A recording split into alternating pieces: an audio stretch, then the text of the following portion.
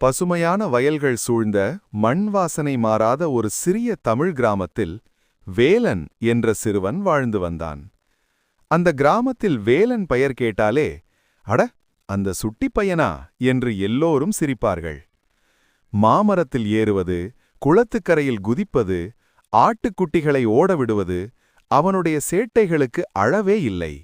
ஆனால் வேலனின் மனம் கெட்டது அல்ல. வறுமை அவன் வீட்டின் நிரந்தர விருந்தாளி. பல இரவுகள் நம்ம வீட்டுக்கு எப்போ நிம்மதி வரும் என்று வேலன் நட்சத்திரங்களை பார்த்து கேட்பான். கிராமத்தின் எல்லையில் பெரிய வேப்ப மரத்தடியில் பழமையான அம்மன் கோவில் ஒன்று இருந்தது. ஒரு நாள் மாலை வேலன் தனியாக கோவில் முற்றத்தில் உட்கார்ந்தான். விளக்கின் மங்கலான ஒளி, சாம்பிராணியின் வாசனை அவனுக்கு கண்கள் தானாக மூடிக்கொண்டது. அப்போது மெல்லிய ஆனால் சக்தி வாய்ந்த ஒரு குரல் கேட்டது. வேலன் கண்களை திறந்தான். அவனுக்கு முன் ஒளி நிறைந்த ஒரு தெய்வ ரூபம் தோன்றியது. பயம், ஆச்சரியம், நம்ப முடியாத சந்தோஷம் எல்லாம் ஒரே நேரத்தில் அவன் மனதில் எழுந்தது.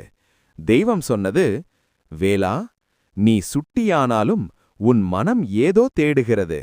உனக்கு ஒரு வரம் தருகிறேன். ஒரு விருப்பம் கேள். வேலனின் நினைவில் வந்தது அப்பாவின் கடன், அம்மாவின் கவலை, காலியான அரிசிப்பானை.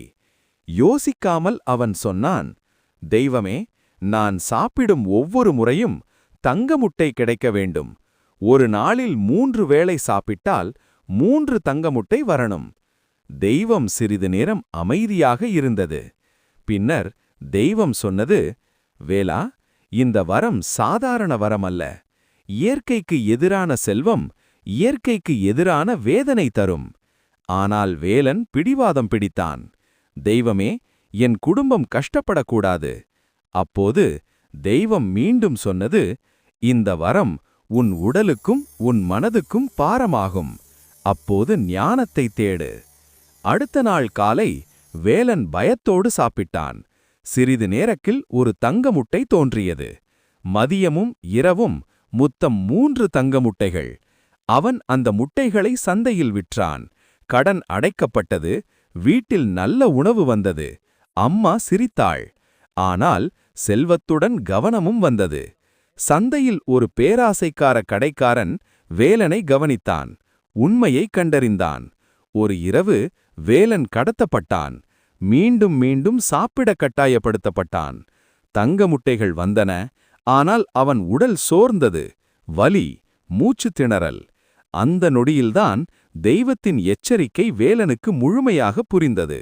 ஒரு இரவு கடைசி சக்தியுடன் வேலன் தப்பி ஓடினான். கோவிலுக்குள் விழுந்து அழுதான். தெய்வமே, எனக்கு தங்கம் வேண்டாம், இந்த சக்தி வேண்டாம், எனக்கு ஆரோக்கியமான வாழ்க்கை மட்டும் போதும். கோவில் மணி ஒலித்தது.